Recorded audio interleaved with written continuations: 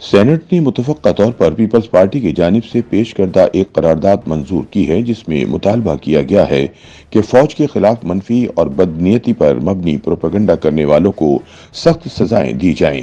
کئی حلقوں میں یہ سوال اٹھ رہا ہے کہ فوج پر تنقید کم کرنے کے لیے بار بار قراردادوں اور قانون سازی کی ضرورت کیوں پڑتی ہے۔ مبصرین کا خیال ہے کہ سیاسی جماعتیں اسٹیبلشمنٹ کی خوشنودی حاصل کرنے کے لیے اس طرح کی قراردادیں لاتی ہیں یا قانون سازی کی باتیں کرتی ہیں تاکہ مقتدرہ اداروں کو اپنی وفاداری کا یقین دلایا جا سکے۔ کچھ سیاستدانوں کا خیال ہے کہ سیاسی جماعتیں اس طرح کی قراردادیں یا قانون سازی اس لیے کرتی ہیں تاکہ انہیں جی ایچ کیو کی توجہ حاصل ہو سکے۔ معروف سیاستدان اور بلوچستان کے سابق وزیر اعلیٰ نواب اسلم رئیسانی کا کہنا ہے کہ ایسا لگتا ہے کہ قانون بنانے والوں نے آئین کو پڑھا ہی نہیں۔ ہمارے آئین میں واضح طور پر اس مسئلے کا پہلے ہی حل دے دیا گیا ہے اور سول عدالتیں اس طرح کے منفی پروپیگنڈے یا بدنیتی پر مبنی مہم کو ڈیل کرنے کے لیے کافی ہیں۔ نواب اسلم رئیسانی کے مطابق مسئلہ یہ ہے کہ سیاسی جماعتیں اس طرح کی قراردادیں پیش کر کے اسٹیبلشمنٹ کو خوش کرنا چاہتی ہیں یا اس کی توجہ حاصل کرنا چاہتی ہیں، اس لیے وہ ایسی قراردادیں لے کر آتی ہیں یا ایسے قوانین بنانے کی کوشش کرتی ہیں جو فوج پر تنقید کے حوالے سے ہوں۔ دوسری جانب ممتاز تجزیہ نگار سہیل وڑائچ کا کہنا ہے کہ بدقسمتی سے پاکستان میں ساری سیاسی جماعتیں کٹ پتلیاں ہیں۔ یقیناً اس طرح کی قراردادوں کا مقصد کسی نہ کسی کو خوش کرنا ہوتا ہے یا اپنے مخالف کے خلاف اقدامات ان کا مطمع نظر ہوتا ہے، اور موجودہ حالات میں پاکستان تحریک انصاف عتاب میں ہے تو اس طرح کی قراردادیں ان کے خلاف ایکشن کو مزید تیز کرنے کے لیے استعمال کی جا سکتی ہیں۔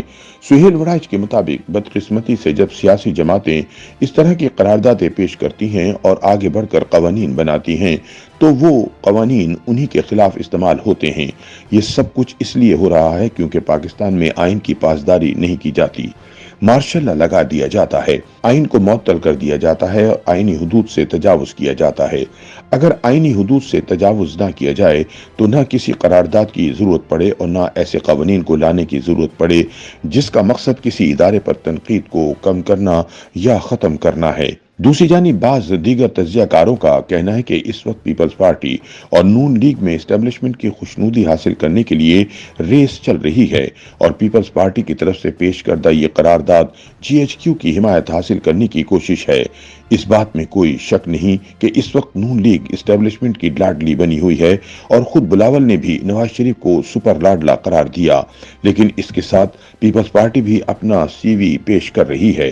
مبصرین کے مطابق سیاست میں اسٹیبلشمنٹ کی حمایت کے بغیر سیاست مشکل ہے، لیکن سیاسی جماعتوں کو اس اسٹیبلشمنٹ سے قربت رکھنے والی روش کو ترک کرنا پڑے گا، ورنہ سیاسی جماعتوں کا وجود خطرے میں پڑ جائے گا۔ نون لیگ کا ابھی وجود خطرے میں ہے اور پیپلز پارٹی بھی اس طرح کے رویے کی وجہ سے سیاسی طور پر نقصانات اٹھائے گی۔ تاہم پاکستان پیپلز پارٹی اس تاثر کو غلط قرار دیتی ہے کہ پارٹی کسی بھی طرح سے اسٹیبلشمنٹ کی خوشنودی حاصل کرنے کی کوشش کر رہی ہے۔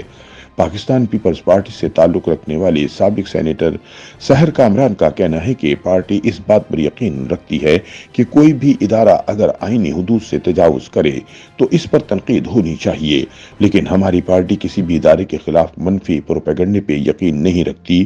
تاہم اگر پاکستان کا کوئی بھی ادارہ اپنی آئینی حدود سے تجاوز کرتا ہے یا سیاست میں مداخلت کرتا ہے تو اس پر تنقید ہونی چاہیے۔ سحر کامران کا کہنا تھا کہ پاکستان پیپلز پارٹی کسی ادارے یا شخصیت پر نہیں، صرف عوام کے ووٹ اور عوامی طاقت پر یقین رکھتی ہے، کیونکہ ہمارے لیے طاقت کا سرچشمہ عوام ہیں۔ YouTube پر گوگلی نیوز دیکھنے کے لیے youtube.com کی سرچ بار میں googly news T V type کریں۔ گوگلی نیوز کے پیج پر سرخ رنگ کے سبسکرپشن والے بٹن پر کلک کرنا نہ بھولیے۔ YouTube پیج پر اپلوڈ ہونے والی ویڈیوز سے باخبر رہنے کے لیے بیل آئیکن پر کلک کیجیے۔ آپ کو ہر نئی ویڈیو کے بارے میں نوٹیفیکیشن موصول ہو جائے گا۔